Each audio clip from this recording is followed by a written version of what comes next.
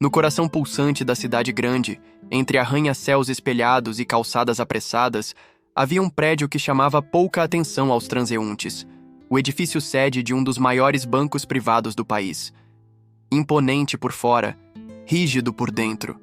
Segurança reforçada, corredores silenciosos, protocolos de acesso quase militares. Mas para Marilene, tudo aquilo era apenas parte de sua rotina. Há 33 anos, ela passava o crachá velho e já desbotado na catraca do subsolo todas as manhãs às 5h45. Era sempre a primeira a chegar e a última a sair. O uniforme cinza, limpo e bem passado, não escondia o cansaço nas mãos calejadas nem o orgulho no olhar. Era faxineira e fazia questão de ser a melhor que o banco já tivera. Marilene tratava cada canto do prédio como se fosse sua casa. Dava bom dia até para as plantas do saguão. Conhecia os nomes dos seguranças, dos copeiros, até dos estagiários, mas raramente ouvia seu nome de volta. Era a moça da limpeza, a senhora do balde, a invisível.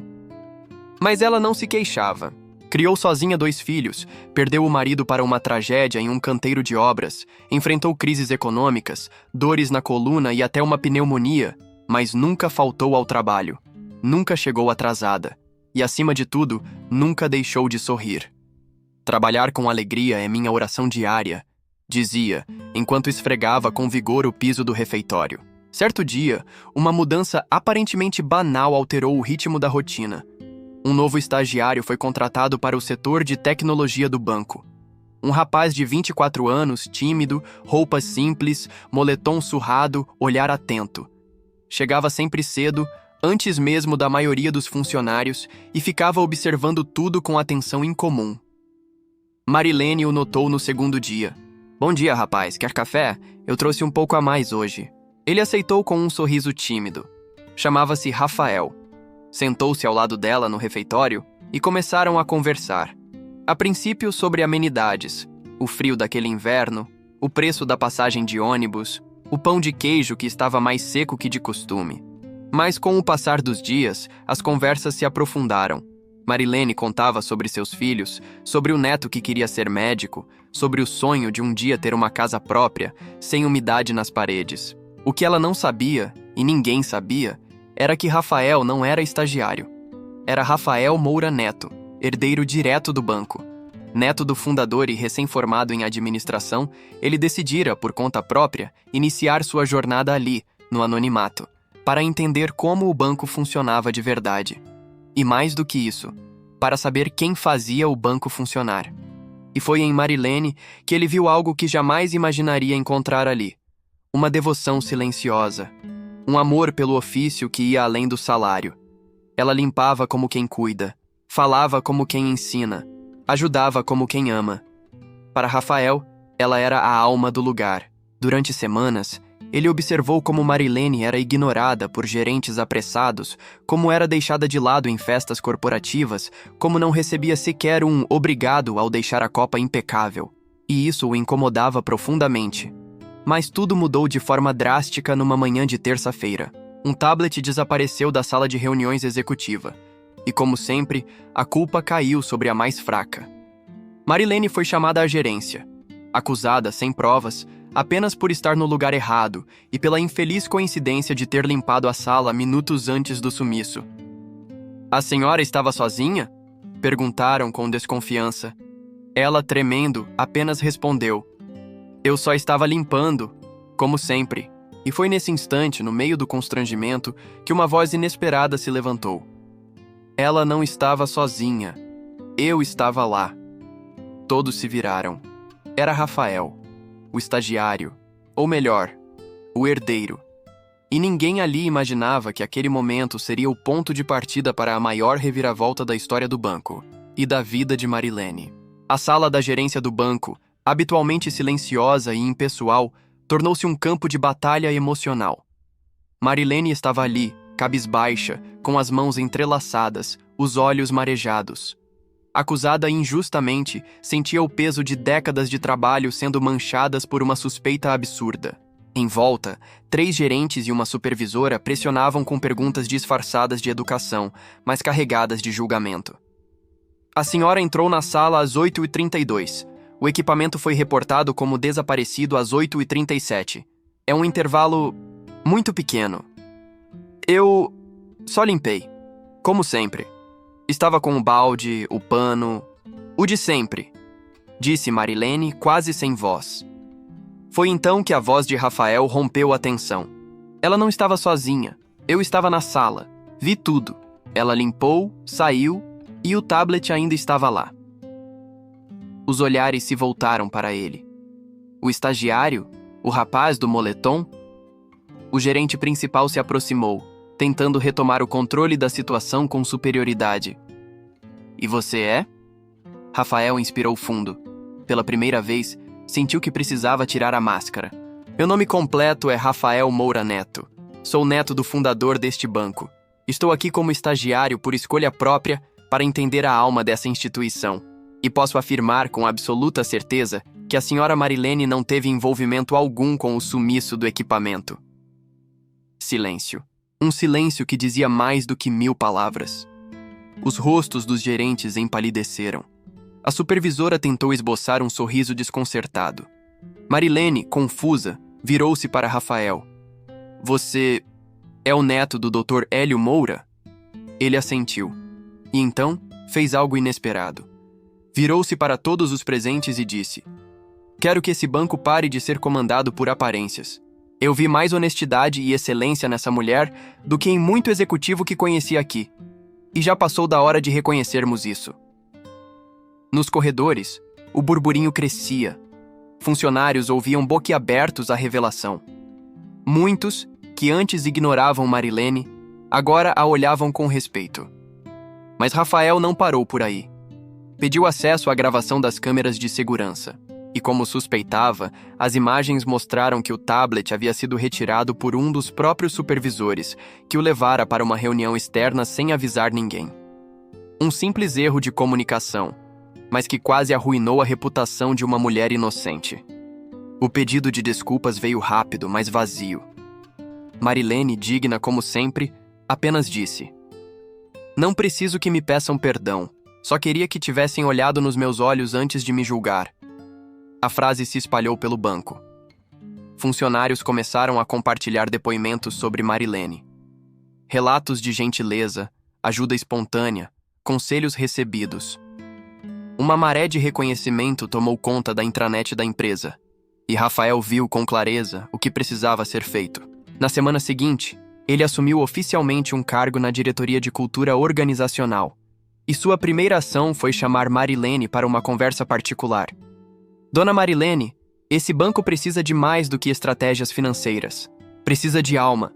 E ninguém entende mais de alma do que a senhora. Por isso quero lhe fazer uma proposta. Quero que a senhora seja nossa consultora de humanização corporativa, com salário digno, horário flexível e sua história como base para nosso treinamento interno de ética e respeito. Marilene ficou em silêncio por longos segundos. Lágrimas caíram. Pela primeira vez, não de tristeza, mas de emoção profunda. Nunca pensei que alguém olharia para mim, de verdade. Rafael segurou sua mão. Olhar para a senhora é aprender o que é humanidade. E ali nascia uma parceria improvável entre o herdeiro de um império e a faxineira que varria os corredores sem saber que estava limpando todos os dias muito mais do que o chão. Estava limpando a visão de um sistema inteiro. A nomeação de Marilene como consultora de humanização corporativa caiu como um raio no conservador mundo bancário. A notícia se espalhou como fogo em palha seca. Alguns reagiram com ceticismo, outros com indignação velada. Mas a maioria, especialmente os funcionários das bases mais humildes, viu naquilo uma fagulha de esperança. Pela primeira vez, alguém que conhecia cada canto daquele prédio, cada lágrima invisível que caía nos corredores, teria voz ativa nas decisões. No primeiro dia como consultora, Marilene chegou às 6h30. Não precisava. Seu novo contrato começava às 9 horas. Mas o hábito era mais forte. Passou pela recepção, onde agora era cumprimentada com respeito. Subiu até o 8º andar, onde ficava a nova sala. Um espaço envidraçado com vista para a cidade. Ao entrar, parou. Por um instante, sentiu-se fora de lugar. Será que eu pertenço aqui? Pensou. Mas então, viu sobre a mesa um bilhete escrito à mão por Rafael. Esta sala é sua, mas o mundo lá fora também. Ensine-nos a ser melhores. Ela sorriu, sentou-se e começou seu novo dia de trabalho. A primeira reunião foi com o Comitê de Cultura Organizacional, um grupo até então composto por gerentes de RH, executivos de treinamento e psicólogos corporativos. Quando Marilene entrou, muitos ainda não sabiam como reagir. Uma ex-faxineira sentada à mesma mesa, mas ela quebrou o gelo com um sorriso. Bom dia, eu não entendo muito de planilhas, mas entendo de gente. A frase arrancou risos tímidos. E ao longo da reunião, sua voz se mostrou não apenas sensível, mas necessária. Marilene apontou detalhes que ninguém via. O cansaço dos seguranças que ficavam 12 horas em pé. A solidão dos estagiários que almoçavam sozinhos. O impacto das palavras ríspidas de certos diretores. Ela não citava nomes, mas todos sabiam de quem falava. E foi impossível não ouvir. Rafael, atento, incentivava a implementação das ideias dela. Programas de escuta ativa foram criados, canais anônimos de denúncias de assédio e maus tratos foram abertos. Mas não apenas isso, a fundação de uma nova cultura começou a se formar. Não adianta doar milhões em responsabilidade social se aqui dentro há quem chora no banheiro por medo do chefe, dizia Marilene. Sua frase foi replicada em murais internos, virou tema de campanha e, sem que ela soubesse, apareceu até na homepage do banco por alguns dias. Os corredores começaram a mudar. Mais olhares se cruzavam, mais cumprimentos surgiam, mais empatia, mesmo que ainda tímida, começava a florescer. Contudo, a mudança trouxe resistência. Um grupo de executivos mais antigos começou a boicotar discretamente o trabalho de Marilene. Documentos esquecidos, convites para reuniões não enviados, sorrisos falsos nos corredores. Rafael percebia, mas queria que a transformação viesse por convencimento, não imposição. Marilene, por sua vez, enfrentava um novo desafio com a mesma dignidade de sempre. Conversava individualmente com quem a olhava torto. Escutava, não rebatia. E a cada resistência, respondia com algo que poucos sabiam fazer: gentileza. Num dos episódios mais simbólicos, um diretor arrogante ironizou sua presença em uma reunião estratégica. A senhora entende de estratégias corporativas, dona Marilene? Ela sorriu. Entendo de gente cansada, de sonhos interrompidos, de filhos que choram por pais ausentes. Se isso não faz parte de uma estratégia de verdade, então eu tô na sala errada. O silêncio foi ensurdecedor. E naquele dia, ninguém mais duvidou da sua presença. Enquanto isso, Rafael enfrentava seu próprio dilema. Havia prometido ao avô que mudaria o banco por dentro, que traria humanidade ao que antes era apenas lucro. Mas agora, percebia o quanto isso exigia. Começava a ser questionado pelo conselho, que via na exposição emocional um risco à imagem da empresa. Lucros começaram a estagnar, não porque a cultura estava errada, mas porque a mudança assustava o mercado. E pela primeira vez, Rafael se perguntou: até onde ele poderia ir sem comprometer tudo? A resposta viria de onde ele menos esperava. As mudanças no banco, provocadas em grande parte pela atuação silenciosa e firme de Marilene, não passaram despercebidas fora dos muros da instituição. Reportagens começaram a surgir. Ex-faxineira se torna símbolo de transformação em banco bilionário. De balde a conselheira como Marilene inspirou uma revolução empresarial. Os títulos variavam, mas a essência era a mesma. Uma história real, comovente, que desafiava os padrões tradicionais de poder e liderança. As redes sociais explodiram.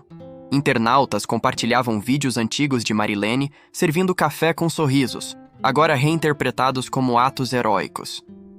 Personalidades públicas, ONGs e até outros empresários começaram a elogiar a iniciativa. O banco tornou-se referência em programas de humanização corporativa e empresas do setor público e privado pediam consultoria. Porém, nem tudo era celebração. Do outro lado da moeda, os acionistas mais conservadores se incomodavam.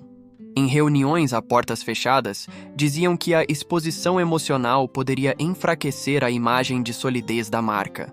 Um relatório interno, frio como uma estatística, dizia: A nova abordagem da cultura interna elevou os índices de satisfação dos funcionários, mas trouxe impacto nos números de desempenho trimestral, com aumento de licenças, reestruturações e queda no ritmo de expansão agressiva.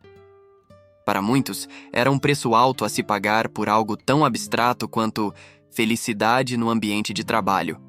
Na sala de reuniões da diretoria, Rafael se viu frente a frente com um dilema: manter a promessa feita ao avô de transformar o banco de dentro para fora, ou ceder à pressão do conselho que ameaçava cortar investimentos e indiretamente sua permanência no cargo.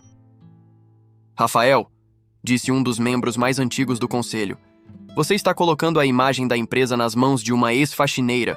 Está disposto a perder tudo isso por causa de uma história bonita? O jovem diretor respirou fundo. Pensou em Marilene.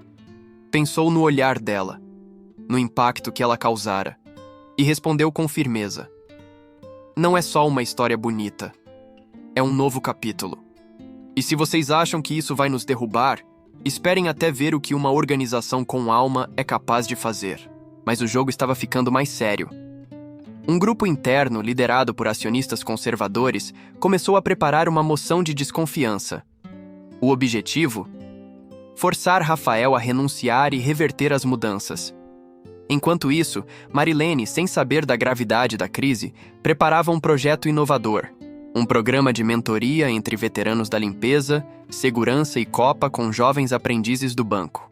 O programa, chamado Corações que Constroem, tinha como objetivo promover integração e respeito entre os setores mais ignorados da empresa e os futuros líderes. No dia da apresentação do projeto, o clima estava tenso. Rafael soube que a votação do conselho seria dali a 48 horas. Marilene, ao notar seu semblante, perguntou: "O que houve, meu filho?" Ele hesitou, mas falou a verdade. "Querem me tirar do cargo. Dizem que eu romantizei demais a gestão." Ela ficou em silêncio. Depois segurou sua mão. "Quando a gente faz o certo, a vida cobra, mas também recompensa. Vai doer, mas a recompensa sempre vem, mesmo que demore." Rafael engoliu seco. Era exatamente o que precisava ouvir. Naquele momento, decidiu agir. Convocou uma coletiva de imprensa. Pela primeira vez, falou como herdeiro e como homem. O Banco Moura cresceu sobre valores de excelência. Mas excelência sem empatia é só frieza disfarçada de eficiência. E se isso custar meu cargo, tudo bem. Mas não vou liderar uma empresa que esquece a humanidade. A coletiva foi transmitida ao vivo. Marilene assistia de um canto da sede, com lágrimas nos olhos. E então, algo inesperado aconteceu. Funcionários de todo o país começaram a gravar vídeos em apoio à nova cultura. Clientes antigos relataram experiências positivas recentes. Universidades, ONGs e até concorrentes elogiaram a coragem da fala. E o mercado respondeu. As ações, ao invés de caírem, se mantiveram estáveis. Alguns analistas disseram: a marca se humanizou, e isso tem valor real. O conselho, pressionado pela opinião pública, recuou. A moção de desconfiança foi retirada. E Rafael, ao fim do dia, subiu até a sala de Marilene. Entrou sem bater. Ela, com o avental ainda preso à cintura por costume, sorriu. "Conseguimos?" Ele assentiu. "Sim, mas só porque você estava aqui." E foi naquele momento que os dois entenderam. Não era mais uma questão de sobrevivência. Era o início de um legado. Depois da crise e da reafirmação pública de Rafael no comando do banco, um novo espírito passou a habitar os corredores da sede. Algo sutil, mas poderoso. Era como se cada piso encerado por Marilene, ao longo das décadas agora refletisse também os rostos daqueles que antes passavam apressados, indiferentes. O banco começava a ver a si mesmo com novos olhos. O programa Corações que Constroem, idealizado por Marilene, saiu do papel em menos de um mês. A primeira turma foi formada por jovens estagiários de TI, contabilidade e jurídico, e orientadores que eram funcionários da base. Seguranças, copeiras, motoristas, recepcionistas e, claro, auxiliares de limpeza. A dinâmica era simples, encontros semanais, onde cada orientador contava sua trajetória, seus desafios, suas lições. Mas o impacto foi gigantesco. Logo na primeira sessão, Dona Sônia, copeira há 22 anos, olhou nos olhos de uma jovem estagiária de 19 anos e disse: a menina chorou, e naquele choro algo se quebrou, algo se curou. Rafael fez questão de participar de algumas sessões e viu com orgulho e emoção que o projeto não era uma ideia bonita, era uma revolução silenciosa. A barreira invisível entre quem manda e quem serve começava a ruir. Havia mais sorrisos nos elevadores, mais cafés compartilhados entre andares, mais humanidade. Enquanto isso, Marilene passou a ser convidada para palestras em universidades, fóruns de gestão e até em congressos internacionais. A mídia agora a chamava de a mulher que ensinou o banco a ter alma. Mas ela, modesta como sempre, respondia com simplicidade: eu só limpei, mas talvez o que eu limpava mesmo eram os olhos de quem não enxergava. Uma de suas palestras mais impactantes foi em uma universidade de administração. Em um auditório lotado, após contar sua história, ela foi aplaudida de pé. Um estudante se aproximou e perguntou: Dona Marilene, qual o segredo para ser uma boa líder? Ela pensou por um segundo. Olhar nos olhos. Escutar mais do que falar. E nunca esquecer que cada pessoa que cruza seu caminho está lutando uma batalha que você não vê. Seja gentil, sempre. Essas palavras viraram vídeo viral. A hashtag #liderança com alma foi usada em mais de 200 mil postagens em uma semana. Empresas começaram a procurar o banco para aprender com seu modelo. E Rafael percebeu. O que começou com um gesto simples, agora era um movimento. Mas o impacto mais tocante foi interno. Marilene foi convidada para uma homenagem especial na sede. Funcionários de todas as áreas gravaram vídeos contando como ela havia tocado suas vidas. Na cerimônia, foi surpreendida com a presença de seus filhos e netos. Um deles, emocionado, disse: Mamãe, a senhora sempre foi nossa heroína. Agora o mundo também sabe disso. Ela chorou. Todos choraram. E Rafael, ao entregar-lhe uma placa simbólica, disse: Hoje, mais do que uma consultora, a senhora é um pilar desta instituição. E nosso modelo de liderança, a partir de agora, será baseado no seu exemplo. Firmeza com empatia, autoridade com amor e presença com propósito. A placa dizia: Para Marilene, que limpou o chão, iluminou os olhos e elevou a alma de todos nós. A partir daquele dia, todos os novos funcionários do banco passavam por uma formação baseada no modelo Marilene.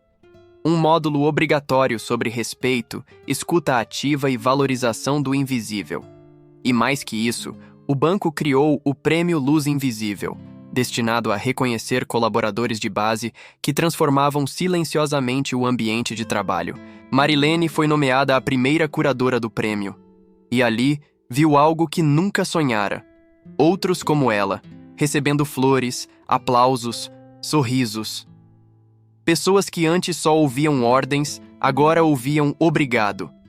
E cada vez que uma história era contada, uma alma era despertada. Mas a história ainda não havia terminado. Uma surpresa maior estava por vir.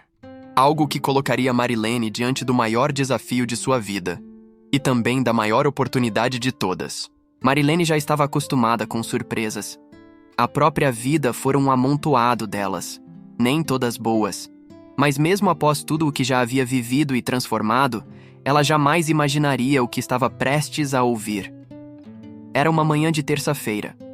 O sol mal havia rompido as nuvens, e o saguão do banco ainda ecoava o som dos primeiros passos apressados. Marilene, como de costume, fazia sua caminhada matinal pelos corredores antes do expediente começar. Não precisava, mas gostava. Era sua maneira de manter os pés no chão, lembrar de onde viera. Ao subir para a sala de Rafael, notou um clima diferente. Secretárias em murmúrios, olhares disfarçados.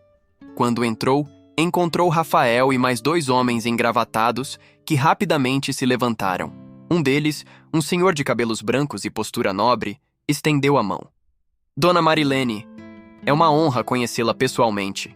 Sou presidente do Instituto Internacional de Liderança Humanizada e estamos aqui por um motivo muito especial. Ela franziu o senho, surpresa. Instituto do quê, meu filho? Rafael sorriu. quase como quem sabia que aquela seria uma daquelas memórias eternas. Eles vieram lhe fazer um convite. O homem continuou. Dona Marilene, o seu trabalho inspirou não só o setor bancário, mas empresas e instituições em vários países. O Instituto, com sede na Suíça, promove líderes globais que transformam realidades com empatia, ética e inclusão. Pela primeira vez, decidimos abrir espaço para alguém fora da academia ou do setor executivo tradicional. E a senhora foi unanimemente indicada por nossa curadoria internacional. Marilene arregalou os olhos. Indicada? Para quê? Para integrar o Conselho Mundial de Liderança Ética, um grupo consultivo que orienta políticas corporativas e sociais em mais de 40 países. Nós queremos que a senhora leve sua visão, sua história e sua essência para inspirar líderes ao redor do mundo. Silêncio. Marilene engoliu seco. Olhou para Rafael, depois para as próprias mãos. As mesmas mãos que por décadas seguraram rodos, vassouras, panos de chão. As mesmas que seguraram o rosto do marido acidentado, que ampararam os filhos na febre, que cortaram pão embolorado em tempos de escassez. E o que eu vou fazer lá? Eu só sei ser gente, meu filho. Nunca viajei nem de avião. É justamente por isso que a senhora é perfeita, respondeu o presidente do instituto. Porque em um mundo de teorias, a senhora é prática. Em um mundo de discursos, a senhora é exemplo. Marilene pediu um tempo. Foi para casa naquela noite com a cabeça girando. O neto, ao saber da notícia, vibrou. Vó, a senhora vai ser tipo conselheira mundial? Isso é muito chique. Ela riu, mas por dentro, lutava contra uma avalanche de sentimentos. Medo, insegurança, culpa. Como deixar sua rotina? Como lidar com um mundo que não era o dela? E, acima de tudo, ela se perguntava, estaria traindo suas raízes? Na madrugada, sentou-se na varanda. O céu estrelado parecia menos distante. Pegou um caderno e começou a escrever. Era algo que fazia desde menina, embora ninguém soubesse, diários escondidos. Lá, desabafava com Deus, com a vida, com o que não podia dizer em voz alta. Será que devo ir, minha mãe? Será que lá também precisa de abraço quente, de palavras simples, de verdade no olhar? Ou será que só querem me mostrar como troféu? Se for para mudar vidas, eu vou. Se for só para posar, eu fico. Porque minha missão sempre foi tocar corações, não vitrines. No dia seguinte, voltou ao banco. Subiu até a sala de Rafael, ele já esperava ansioso. E então, decidiu... Marilene respirou fundo, os olhos firmes, mas doces. Eu vou. Mas com uma condição. Não quero cargos, nem títulos, nem aplausos. Quero que minha história sirva para abrir portas para outros Marilenes por aí. E que um dia, alguém como eu, de outro canto do mundo, também possa ser ouvido. Rafael assentiu, emocionado. Vai ser mais do que isso. A senhora vai mudar o mundo. E assim, a mulher que por décadas varreu o chão de um banco embarcaria numa jornada internacional. Não como símbolo, mas como agente de uma mudança que começou com um pano de chão e agora alcançava o planeta. A primeira viagem internacional de Marilene foi uma mistura de emoções que nem mesmo ela conseguia descrever com palavras. A cada instante, parecia viver algo que pertencia a outra realidade. Quando pisou no aeroporto internacional, de mãos dadas com o neto, que Rafael fez questão de levar junto para acompanhá-la, sentiu-se como uma criança em seu primeiro dia de escola, encantada, assustada e curiosa ao mesmo tempo. Vestia um casaco simples, presente da equipe do banco, e carregava uma bolsa de crochê feita por uma vizinha do bairro. Não tinha roupas de grife, sapatos caros ou acessórios de marca, tinha histórias, tinha vivências, tinha a alma limpa e o coração cheio. E isso bastava. O destino era Genebra, na Suíça, sede do Instituto Internacional de Liderança Humanizada. Ao desembarcar, Marilene foi recebida por uma comitiva com flores e fotógrafos, algo que a deixou profundamente desconfortável. Tanta coisa pra foto, e eu só quero é fazer meu papel, murmurou para o neto. Mas Rafael, que via tudo à distância, apenas sorriu. Sabia que era apenas o começo de uma nova fase para ela e para o mundo. No dia seguinte ocorreu a primeira conferência. Um salão imenso, com líderes de diversos continentes, CEOs de empresas globais, ativistas, educadores, diplomatas. O clima era formal. As apresentações anteriores falavam de dados, gráficos, estratégias. Então chegou a vez de Marilene. Subiu ao palco de passos lentos, mas firmes. Pegou o microfone com as duas mãos, como quem segura uma xícara quente. Olhou para a plateia, tão diversa e ao mesmo tempo tão distante do chão que ela costumava limpar. E começou. Boa tarde, meu nome é Marilene, tenho 62 anos.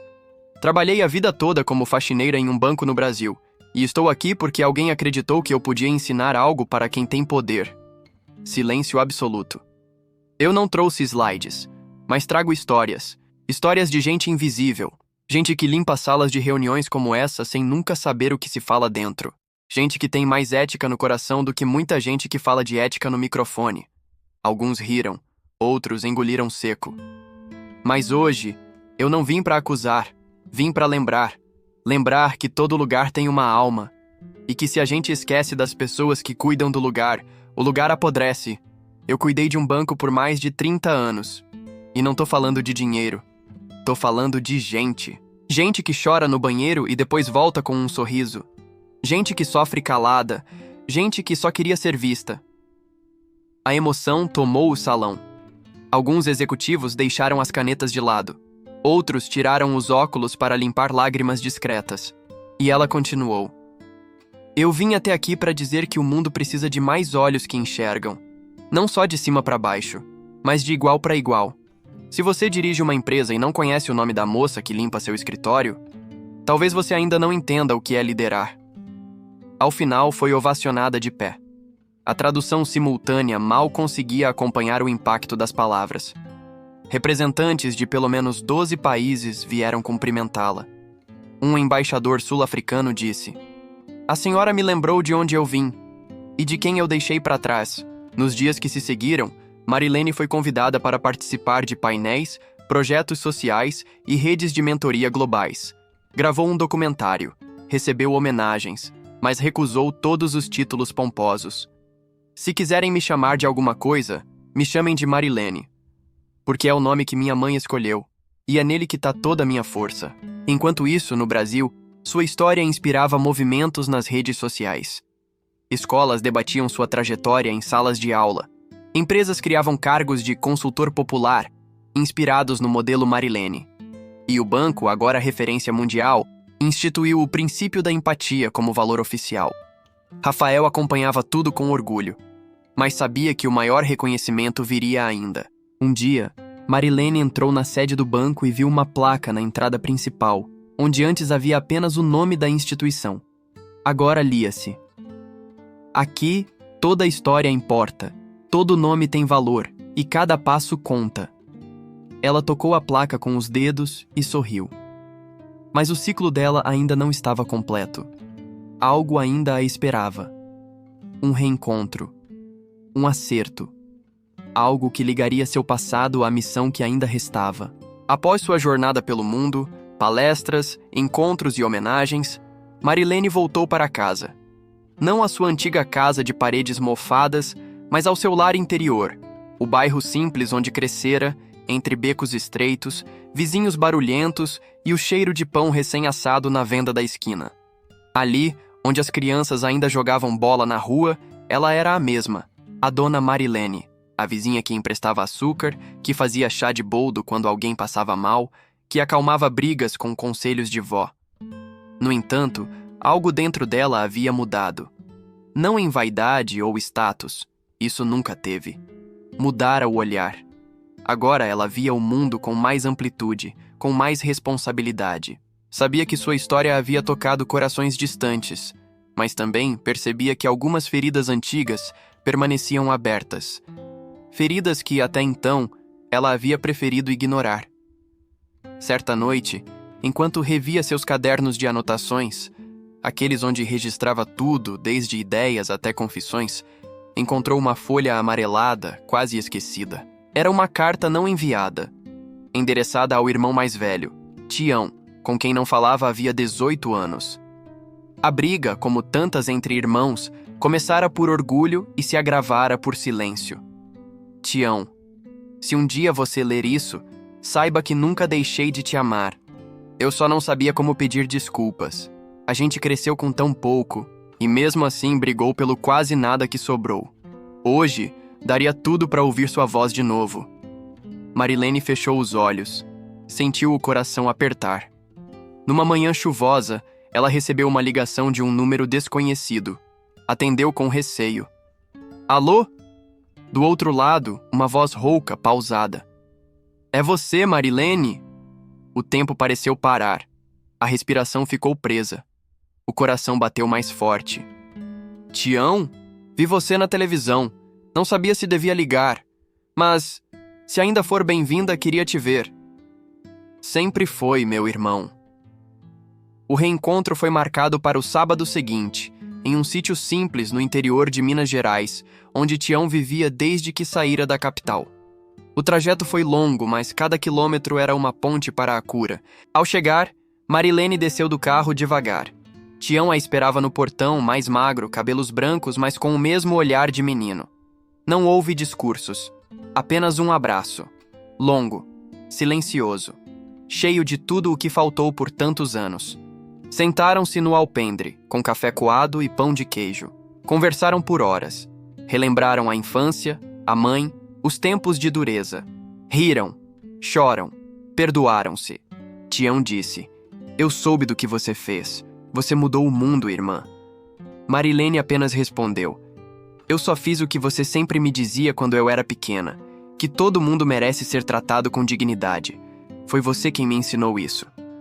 Naquele dia, algo se completou dentro dela. Um ciclo. Um nó desfeito. E percebeu que sua missão, embora cada vez maior, ainda era, no fundo, sobre o essencial: reconectar corações. Dias depois, de volta à cidade, ela retomou sua rotina com mais leveza e decidiu transformar a dor do passado em projeto. Criou o programa Pontes de Volta, uma iniciativa de reconciliação familiar em comunidades vulneráveis, porque entendeu que às vezes a maior pobreza não está na falta de dinheiro, mas na ausência de perdão. O projeto cresceu. Psicólogos voluntários se uniram, igrejas, escolas e ONGs participaram. Irmãos que não se falavam há décadas se reencontraram. Pais e filhos se abraçaram de novo. E em cada história, um pedaço de Marilene vivia. Certa vez, um menino que havia voltado a falar com o pai escreveu: A dona Marilene me ensinou que a gente pode começar de novo, mesmo que o outro não peça desculpas, porque quem perdoa se liberta. Esse bilhete ela guardou no mesmo caderno onde outrora escreveu sua carta não enviada. Agora, o que antes era mágoa, era ponte. Mas ainda faltava um passo final. Um gesto que encerraria sua trajetória no banco de forma simbólica, passando a tocha, como dizia Rafael. E esse momento se aproximava. Era uma manhã como tantas outras, ou assim parecia. O sol filtrava-se por entre as vidraças do 8º andar do banco, refletindo nos painéis onde agora se viam murais com frases de impacto inspiradas por Marilene. Ali estavam gravadas palavras como: Cada pessoa que você ignora é uma história que você escolhe não ouvir. E também: Quem limpa seu chão também pode limpar sua visão. Mas naquela manhã, o clima era diferente. Sorrisos discretos, cochichos nos corredores. Rafael havia pedido que todos se reunissem no auditório principal. Algo raro. O motivo? Um anúncio importante sobre o futuro da cultura da empresa. Marilene chegou desacompanhada, como sempre. Subiu os andares observando o elevador espelhado, onde agora cabia mais do que sua imagem. Cabia uma história. Ao entrar no auditório, foi recebida por aplausos espontâneos. Quase 500 funcionários estavam presentes e mais de 1.200 acompanhavam a transmissão ao vivo de filiais em todo o Brasil e até do exterior. No palco, Rafael estava ao microfone, ao lado de uma cadeira vazia. Hoje é um daqueles dias em que as palavras não bastam. Há 3 anos, uma mulher que muitos ignoravam passou a ser o coração desta instituição. E como todo coração, ela nos ensinou a bater, no ritmo da empatia, do respeito e da dignidade. Aplausos.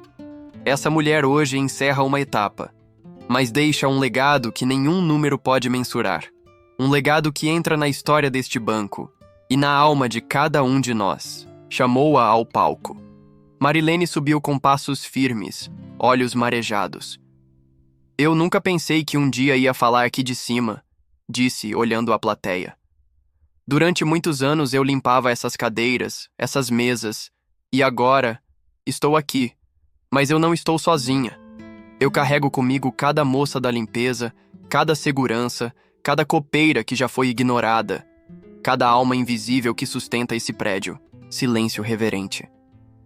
Eu não estudei em faculdade, mas aprendi na vida que o maior diploma é o respeito. E se hoje eu deixo essa função, é só porque chegou a hora de abrir espaço para outros. Porque o mundo precisa de mais Marilenes. E eu sei que eles estão aí, só esperando serem vistos. Nesse instante, Rafael tirou do bolso um envelope selado. Dona Marilene, este é um convite oficial.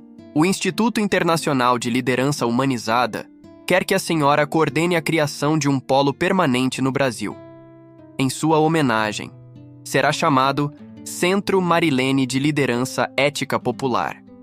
E vai formar lideranças vindas das periferias, do chão das fábricas, dos corredores das escolas públicas.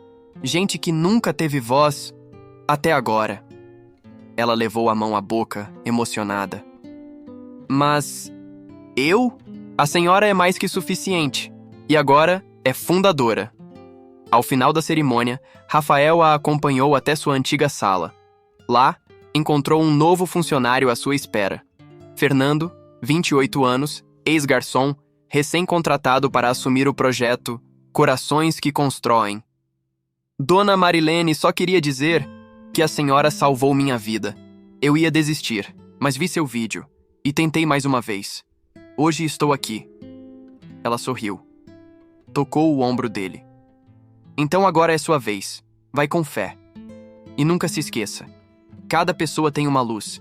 Às vezes, tudo que ela precisa é de alguém que acenda o interruptor.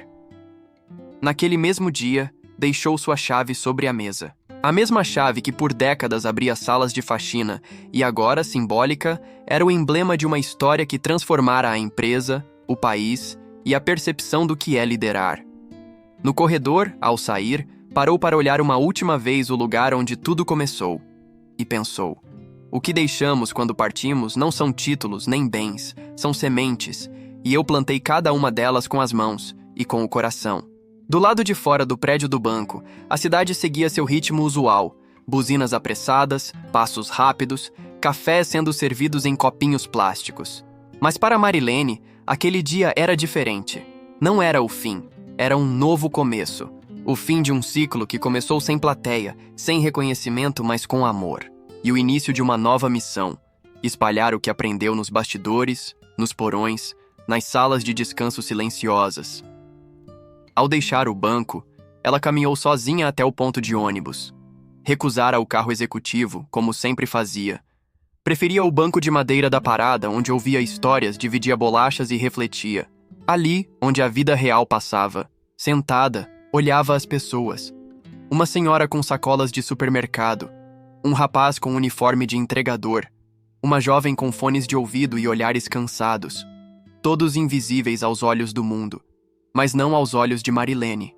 Do banco veio um bilhete simples, entregue por uma estagiária com os olhos marejados. Dentro, uma mensagem escrita à mão por Rafael. A senhora não subiu na vida. A senhora elevou o andar de todos nós. Obrigado por abrir nossos olhos. Ela sorriu. Guardou o bilhete no bolso do casaco. Ali mesmo, escreveu mais uma frase no seu velho caderno. O último andar da vida não tem elevador. Ele se alcança degrau por degrau, com fé, com humildade e com amor pelos que estão na escada. No centro de liderança que levaria seu nome, meses depois, a primeira turma de jovens líderes populares se formaria. Filhos de diaristas, filhos de motoristas de aplicativo, de pedreiros, de mães solteiras, todos sentados em cadeiras antes ocupadas por executivos de terno.